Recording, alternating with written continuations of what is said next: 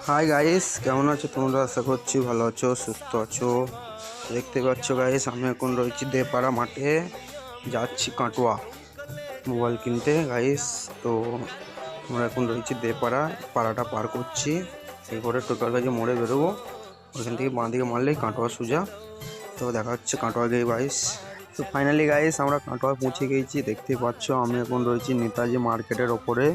এটা আমার বাইকটা এখানে লাগানো আছে গাইস। তো ওই দাদার দোকান থেকে মোবাইল কিনবে গাইস, তোমরা যদি কেউ আসো না। দোকানটা হলো নেতাজি মার্কেট থেকে সিঁড়ি দিয়ে উঠে ডান দিকে প্রথম দোকানটায়। তো গাইস আমরা এই মোবাইলটা পছন্দ করেছি, ভিভো। আর এই দাদা খুবই কম মানে রেট করে মোবাইল বেচে, যেটা রেট তার থেকে খুবই কম লাগে, 1000 2000। যাই হোক গাইস, আমি তারপর একটা হেডফোনও পছন্দ করলাম রিয়েলমির, আর এই ফোনটা ভিভো। তো দুটোই দাদার সাথে রেট করে কম করে একটু নেবো। তো আমার দেখতে পাচ্ছ গাইস, এই আমার পাশে ফাইনান্স দাঁড়িয়ে আছে বাজাজের। আর আমি এখন নেতাজি মার্কেটের উপর থেকে আমাদের বাস স্ট্যান্ডে দেখাচ্ছি গাইস।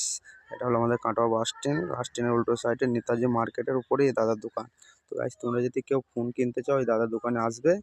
দাদার কথাবার্তা খুবই ভালো গাইস। তো ফাইনালি আমরা মোবাইল টোবাইল কিনে এখন রওনা দিলাম জিওর অফিসে গাইস, কারণ কি আমার 23 নম্বর সিমটা বন্ধ হয়ে গিয়েছে। তো ফাইনালি গাইস আমরা এখন যাচ্ছি জিওর অফিসে। দেখতে পাচ্ছ তোমরা, আমি এখন কাটোয়া রেলগেটটা পার করলাম গাইস।